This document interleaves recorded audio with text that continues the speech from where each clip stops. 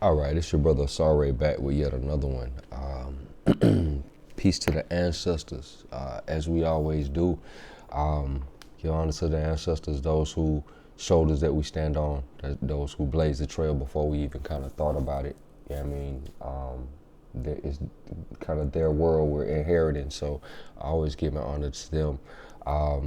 Honor to the true and living. You know what I mean? Shout out to the true and living, my young guys, man, my elder guys, the elders holding it down, setting that example, and the middle generation, which I fit into. Peace to the true and living. Who is the true and living? If you've been following any of these videos, this long, rough and rugged journey we've been taking on all this subject matter, or whatever case may be, then you must be the true and living. I mean, welcome to the first installment of Ether Illustrated. Salute. You feel me? We're gonna get into this. I know you might see the title of the video. Not sure exactly what I'm gonna title the video, the full thing, but we're gonna get into what's termed thematic augury. You see what I'm saying? Yeah, we're gonna get into that. A while back, you've heard me talk about on several videos. I've used the example of like the divination, doing a divination on random mundane things.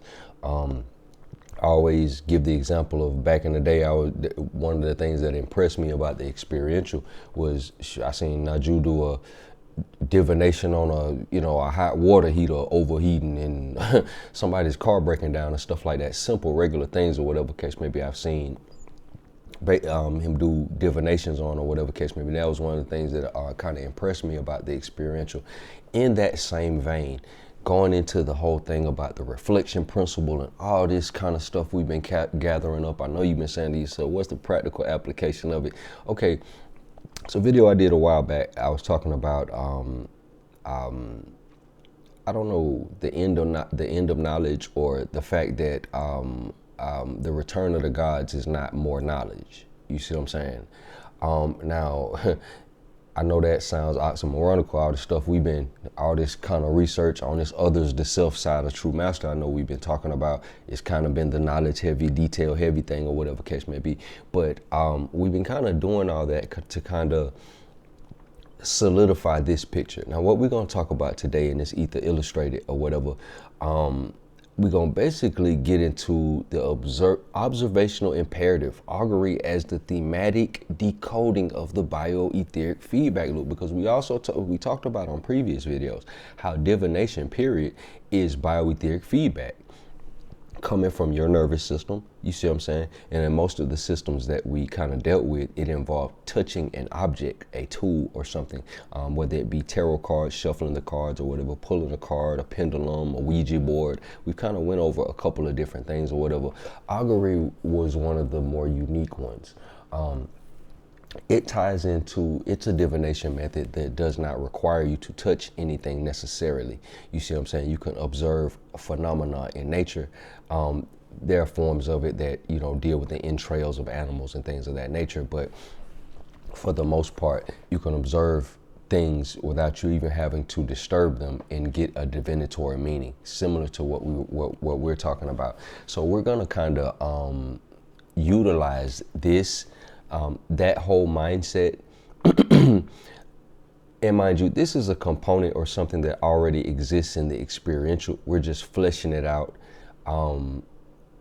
with some nice little eloquent words to kind of express it a little bit better, giving it a cooler name. But this is a byproduct of something that a brother, when I met the brother doing the experiential, he was doing stuff like this. We just kind of like fleshing it out so it can be explained to people. In this particular format. Okay, so introduction, Augury, and not saying that the brother's explanation wasn't sufficient. This is we just filtering it through the Bio-Aetheric feedback framework to kind of get a couple of different bells and whistles and see if we can see it from a different perspective, is what I mean. I like to be precise with my words, you feel me? Okay, the divination method of Augury developed from the official Roman tradition, okay? is the prophetic divining of the prophetic divining of the future through the observation of non-manipulated natural phenomena. Non-manipulated natural phenomena.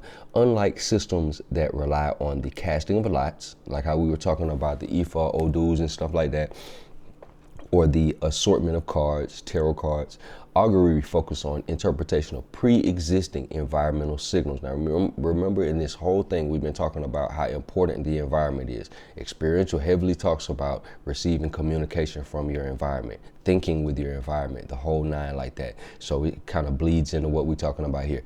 Okay, pre-existing environmental signals such as flight patterns of birds, we mentioned that, the inspection of animal entrails, we mentioned that, or accidents that disrupt the silence of the temple, including sneezing or stumbling. Something as simple as that, because nature operates in fractal patterns and stuff like that. So the smallest thing, and honestly, like I said, when we first started kind of dealing with this stuff, like I always said, like Naju says, this is a helmet that you put on to kind of solve problems. You don't necessarily stay in it. A lot of the more lengthy, in-depth conversations we're having about this is kind of to immerse you in it so you get an understanding of what we're talking about. The average person's probably not gonna go the shamanic route and delve full on into this or whatever. It'll just be a cooler thing that they can do to solve problems or whatever. So, you know, I'm just kind of expressing the, I don't know, the spectrum of usage for this. Okay, so this video examines Augury through the lens of the Bio-Aetheric Feedback Loop and the reflection principle. It contrasts the non-manipulative method with the structural requirements of Jungian acausality. So we're going to get back into Jungian acausality. Acausality, it's not a linear cause, 1, 2, 3. I walked out the door, or I crunk up my car, or I drove to the store, or I bought a loaf of bread, I came back home and I made a sandwich. That's linear causality or whatever. That's how I get the sandwich or whatever. This is something different what we're talking about. We're talking about a thematic thing. This is more thematic in nature. This report examines Augury through the lens of Bio-Aetheric Feedback Loop and the reflection principle. It contrasts the non-manipulative method with the structural requirements of Jungian acausality and explores a thematic decoding exercise that can form the basis for a new consciousness-based form of Augury. Now the exercise that we're going to be utilizing and kind of talking about is the same exercise that we did years ago, the meaning exercise from the experiential. Go back to a video where I talk about an exercise and mapping the energy or whatever. This is the same exercise developed by Brother Naju for the experiential. We're just borrowing it and kind of contrasting it in this particular discussion right here, right? So the Bio-Aetheric Feedback Loop and the biofield, right?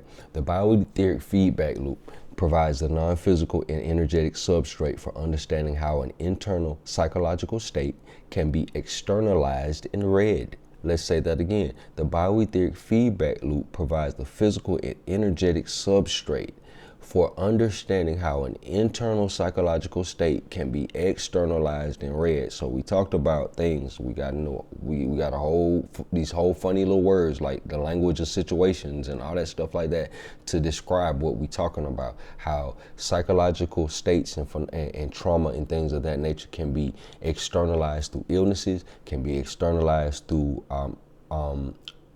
chronic relationships or whatever case may be, constantly attracting the same types of people, and it can be externalized through various different types of situations, and we're going to get into the situational implications here. This model is built on the premise that the human organism is fundamentally electrodynamic, governed by a direct current semiconducting electrical network that transmits analog information. The Bio-Aetheric Feedback Loop of health, Bio-Aetheric Blueprint of Health and Consciousness. The biofield as informational matrix, right?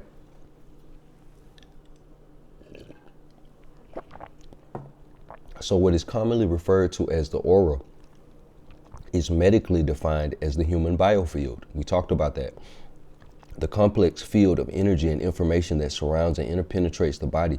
This biofield serves as a magnetic record, almost like a disc, so to speak, or you see what I'm saying? Some sort of storage device that you would put in a computer, storing emotional and physical trauma as pathological oscillations. Pathological oscillations, we talked about that on a previous video when we talked about Marmor points and how psychological trauma and things like that can manifest electrically through these piezoelectrical channels that traditional Chinese medicine and other Eastern healing modalities refer to as channels, meridians, and things of that nature. We had that conversation already. So energetic states and function. The integrity of the bioetheric feedback loop is linked to cellular voltage potentials. Talked about that, Jerry Tennant. Healthy regenerative function requires a sustained cellular voltage of at least 50 millivolts. Chronic psychological distress or energetic incoherence lowers this voltage, creating a chaotic state in the biofield, energy leakage, or turbulent flow. So basically, traumatic or psychological states, certain psychological states, create a lower voltage, right? So within the cell itself. The bioetheric feedback loop, therefore, is the informational repository that dictates the individual's internal coherence, which is reflected outward, right? Okay, the reflection principle, projecting the inner state, right? Okay, the reflection principle is the mechanism by which the internal state of the bioetheric feedback loop is projected onto and mirrored in the immediate external environment. Okay, the state, your mental state, how you feel, everything like that is mirrored onto your immediate external environment. And it's not anything like, when I say it's mirrored onto your external environment or whatever case may be, as we're about to see, basically what that would suggest is that the arrangement of things that you observe in your environment or whatever case may be will have a symbolic meaning or a causal type of connection that go back to your particular thought process. You see what I'm saying? Thus, that's why you can interpret it like a dream or something of that nature. So moving right along, this means that the seemingly random flight path of a bird or the sudden appearance of a significant omen is not mere chance, but a precise real-time reflection of the querents or group's underlying energetic pattern and psychological focus. Because remember, if we're in the same place at the same time, it can be 5 of us or 500 of us or whatever. It's a potential that we can all be governed by the same theme. We can all synchronize under the same theme in a given situation, in a given conversation. You see what I'm saying? Yeah, so augury is unique because the diviner does not physically alter the environment. You don't have to physically alter the environment. As with shuffling cards or casting lots, they simply observe the environmental bioetheric feedback loop, right? It's in your environment. You see what I'm saying? You can read your environment. The interpretation of the omen, e.g. a bird flying from the upper left to the lower right signifying a major achievement, is the decoding of a synchronistic projection of the inner energetic coherence. So what it talks about when it's talking about birds and stuff like that, that's an actual, the bird thing is, I believe that's an actual established divinatory method that they used in the Roman Empire, the bird form of augury. But in this, we're talking about it in general, where that's just one form of it. What we're talking about is you're able to look at anything, you see what I'm saying, and thematically come up with a divinatory meaning from that. You see what I'm saying? So it expands it out of the realm of one thing. It's going to run parallel to your logical, linear thinking. Is just another layer, similar to how we talked about years and years ago when I was using terminology like stacking awareness, how the mind works on various different layers simultaneously. So moving right along, Augury versus Jungian acausality and the collective unconscious. The nature of acausal connection, synchronicity. Carl Jung defines synchronicity as an acausal connecting principle where internal psychological events, this is Carl Jung now, Brother Assar ain't got a million plaques on the wall, a million degrees on the wall, but y'all, we can compromise on the writings of Carl Jung. I'm sure. Carl Jung defines synchronicity as an acausal connecting principle where internal psychological events are linked to external world events by meaningful coincidences. By meaningful coincidences. Let's read that again. Carl Jung defines synchronicity as an acausal connecting principle. It's not a linear cause. I walked to the store and got a loaf of bread and came back and made a sandwich. It's not that type of deal. Where internal psychological events are linked to external world events by meaningful coincidences. So what I'm telling you is that there's really no such thing as a coincidence. That's certain people who lack a certain connection writing certain things off because they did not understand them or did not have a certain connection. So Jung and physicist Wolfgang Pauli viewed acausal connections as essential for a complete understanding of the psyche and the world. Jung and physicist Wolfgang Pauli viewed acausal connections, what we talking about, this underlying thematic landscape that operates off of themes and patterns, what we've been talking about for years with the experiential, as essential for a complete understanding of the psyche and the world, existing parallel to linear causality, what I just said. So you have this thematic landscape, which the larger subconscious operates on, and then you have our linear thought process, very similar to the concept of left and right brain. So Jung believes that this principle was responsible for the meaningful results obtained from divination tools such as the I Ching and the tarot. Like we said on the previous video, this is why divination works, because divination is bio-etheric feedback based on what we've been talking about. Okay, contrasting augury, observation versus manipulation. Okay, so divination methods can be categorized based on their mechanism for activating the acausal connection. Divination methods can be categorized on their mechanism for activating the acausal connection. Okay, so that's the that's the basis of the whole divination. Manipulative selection systems, I Ching or tarot. Okay, so this is stuff that you got to touch, right? These methods require the individual to intervene by shuffling, casting lots, or drawing chits, creating an objective random event that synchronistically imbues with subjective meaning.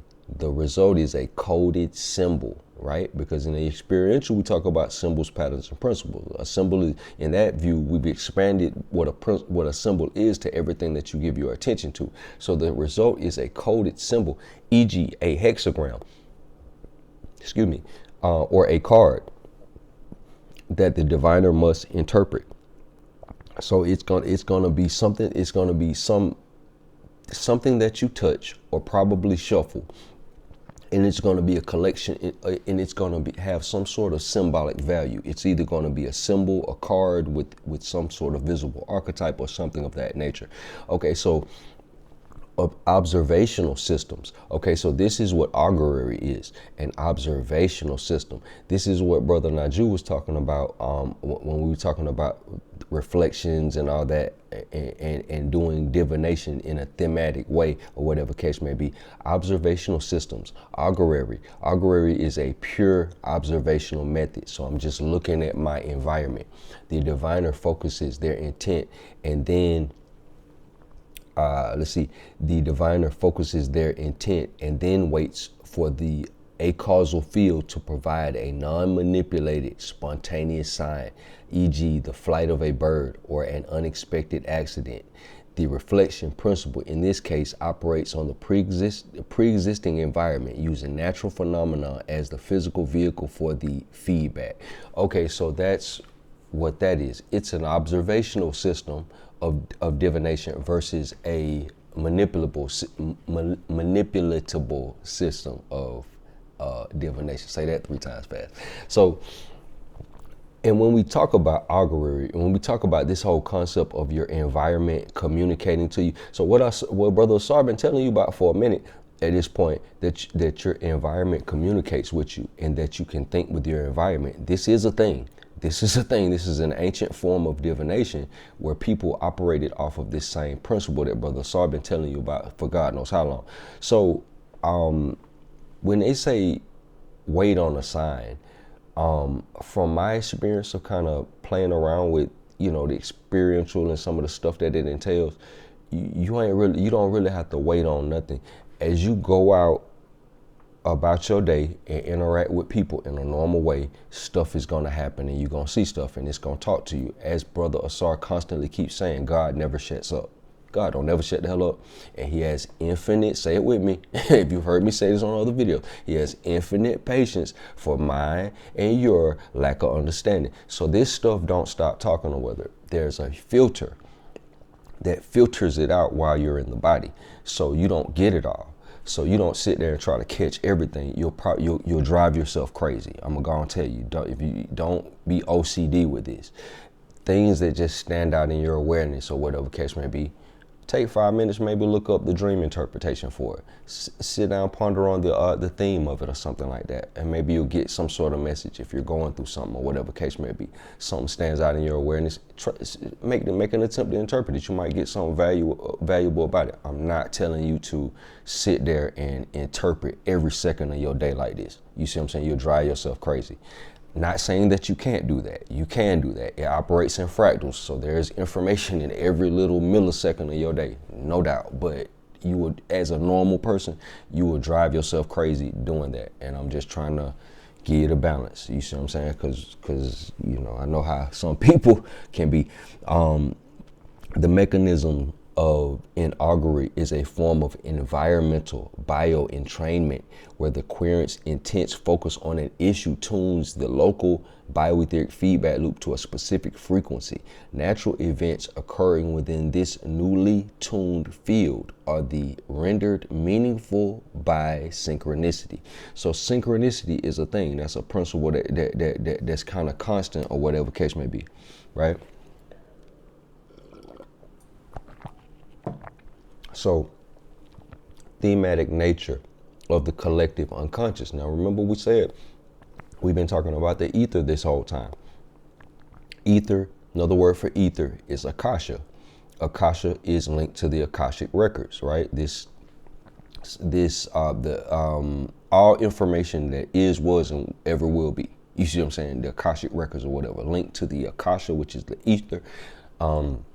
For our purposes, when we're dealing with Jung and stuff like that, Carl Jung and everything like that, we talk about the human collective unconscious.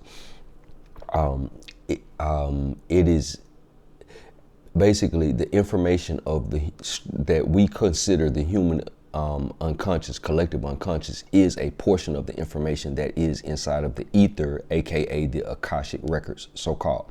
So, like I said before, on paper, it looks a certain kind of way. If you were to explain it and write a dissertation about it, but to experience it like how we must do because we're a part of this stuff, it feels a different way. The ether also manifests from a divinatory perspective. It's uncertainty. You see what I'm saying? That's an aspect of it from an experiential perspective. So kind of just giving both sides of the coin. So divination symbols gain their power and universality from the collective unconscious, right? Divination symbols gain their power and universality from the collective unconscious, the universal inherited reservoir of psychological patterns known as archetypes. Remember, we said archetypes are like primordial software. You see what I'm saying? The symbols and omens used in Augury, e.g. specific animals, directions, or accidents, are culturally defined archetypes. Culturally defined archetypes, right? Remember we said a dragon in America might be different than a dragon in China. You see what I'm saying? For instance, the image of a hawk or an eagle, masculine archetype, flying in a certain direction provides a framework for interpreting the chaotic energy of the bio-etheric feedback loop into a coherent narrative structure. These archetypal lenses are essential because they collapse the infinite analog information transmitted by the Bio-Aetheric Feedback Loop into a finite, recognizable human language, making the acausal event psychologically actionable. So it's changing this gross thematic psychological material, archetypal thematic psychological material that's coming up out of the collective unconscious into particulars, like like a stone or a cup, or you know what I'm saying, or you know, a necklace or something like that. You know what I'm saying? It's changing it into a particular thing or whatever. You see what I'm saying? Okay, so thematic decoding, the meaning exercise. So this is going to be a review, right?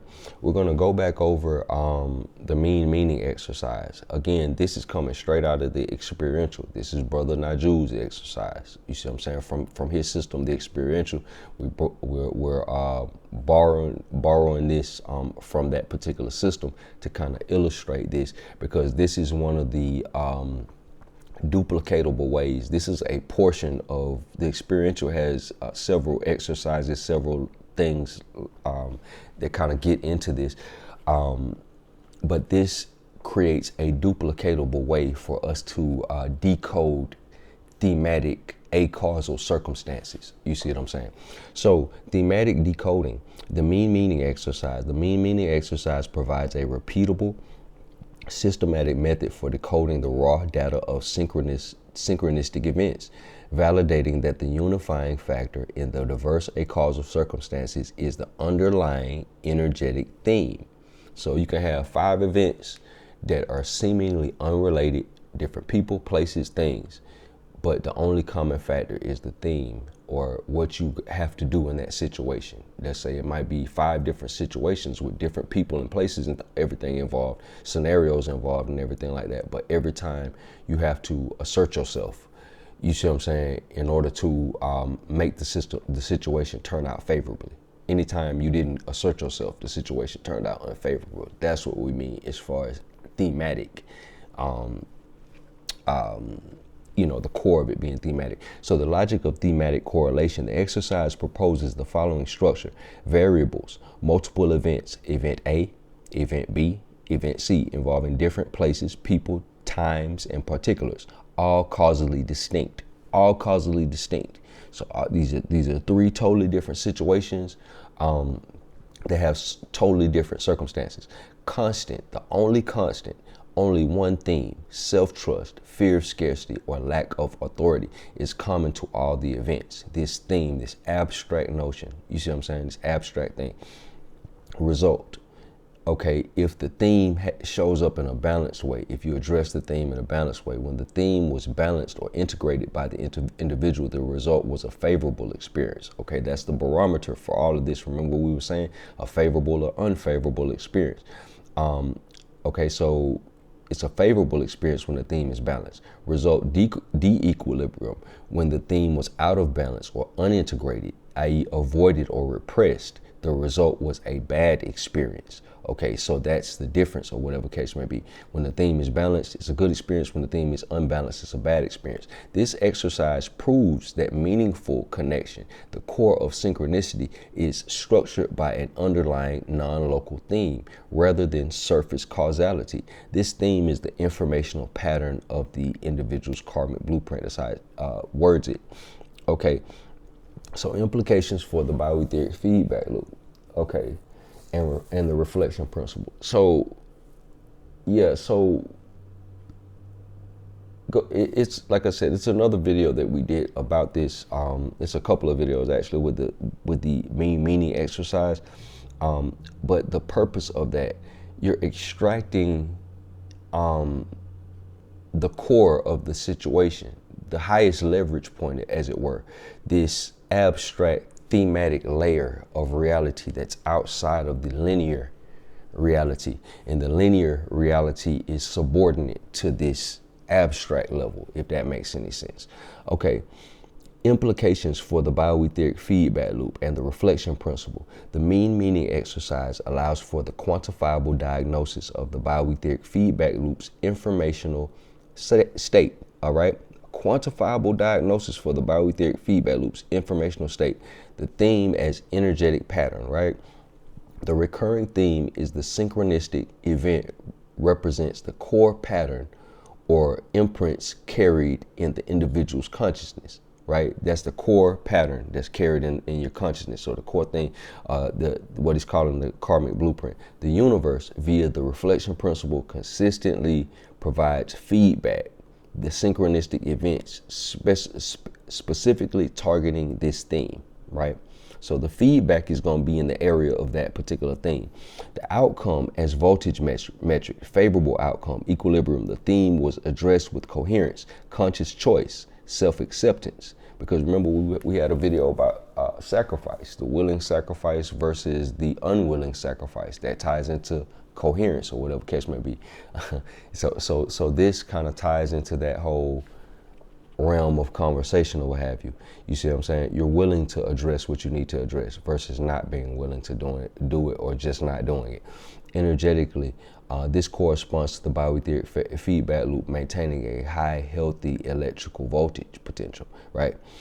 Okay, so bad outcome, disequilibrium. The theme was approached with incoherence, repressed conflict, low self-trust. Energetically, this corresponds to the Bio-Aetheric feedback loop, manifesting chaotic oscillations and low voltage. So based on how you address it, go back and look at the video that we did about, human sacrifice and everything like that. It was a case study on the Aztecs, but it was kind of going into some of this same thing about a honored victim versus a terrified victim, as far as being sacrificed or what have you. Okay, so decoding the acausal connection. This framework allows a practitioner to move beyond simple superstitious interpretation, right? So it's no longer, the theme aspect of it gives you something concrete to focus on. So you'll be outside of the realm of just superstition. Oh man, a black cat crossed my path. Oh man, you see what I'm saying? It has to be anchored in some sort of theme so it actually makes sense. So by analyzing the nature of the outcome, good or bad, across diverse scenarios, the practitioner can definitively identify the underlying energetic theme that the universe is attempting to convey. This validation shifts the focus from what the omen is to which energetic theme the omen relates, right? The thematic augury, a new basis for divination. So now it's going to go into augury is termed as a observational form of divination or what have you, in general, where you discern the meaning of things based on observing your environment. So in our viewpoint of it, thematic augury, that's kind of a word that came out of this whole thing. Thematic augury, we're using themes to do that same thing or whatever case may be. Instead of having as far as how it was in the Roman Empire and how they did their form of augury, as far as what I understand, they may have certain phenomena, specific phenomena in different categories that they might have observed in a certain format. This is more of a universal format. It's kind of going back to how the experiential does it, symbols, patterns, and principles. So it's dealing more so with theme, the principle being the theme. So it's a similar concept. So this would be what would be termed as thematic augury, where we're looking at environmental phenomena, and based on the theme, we can come out with a divinatory meaning or a message based on the Bio-Aetheric feedback loop, or what we've been talking about. So a new basis for divination, the ability to consistently identify the governing theme of one's external reality, serves as the basis for highly potent theme-based augury. One, methodological shift. Instead of relying on traditional fixed interpretations of omens,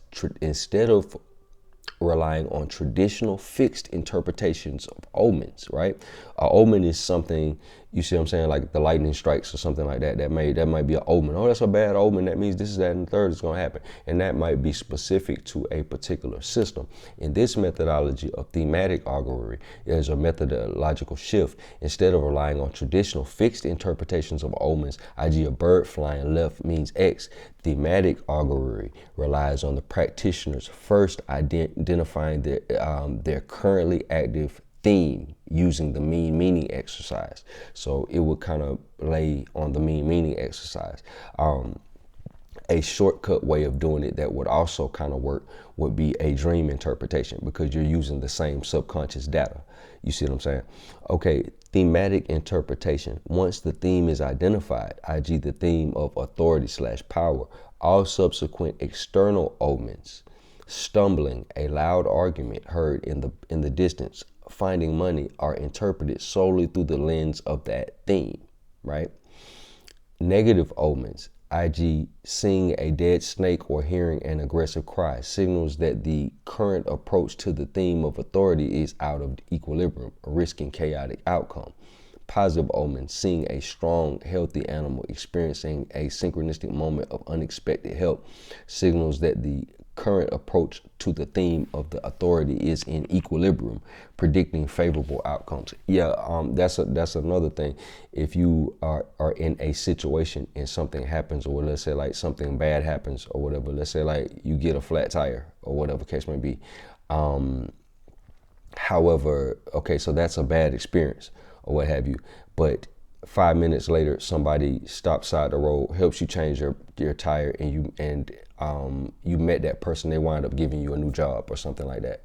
That changes the whole meaning of that situation, because it started off as a bad experience and it winded up being a favorable experience, far exceeding what you expected. So that would be a good experience. That's a whole nother different, you see what I'm saying, meaning or message or what have you. So this thematic approach provides the individual with a compensatory meaning necessary to enhance consciousness, allowing them to consciously adjust their internal bio-etheric feedback loop state and redirect the reflection principle, thereby gaining practical insight into their personal freedom within the constraints of their karmic blueprint. So that's going to be the first installment of the Ether Illustrated. So we're going to cap it off right there, and we're going to get in a little bit more into this thematic augury. You see what I'm saying? I just wanted to kind of I don't know, kind of bring that and kind of put that right there. That's one of the reasons why we call it the Ether Illustrated, because you actually got to observe. It's an observable form of divination, so it forces you to look at your environment and kind of view things and kind of discern things. So if you like what you've been hearing, like and subscribe. We're gonna keep pressing down this rabbit hole. Peace and blessings to the next time. Peace.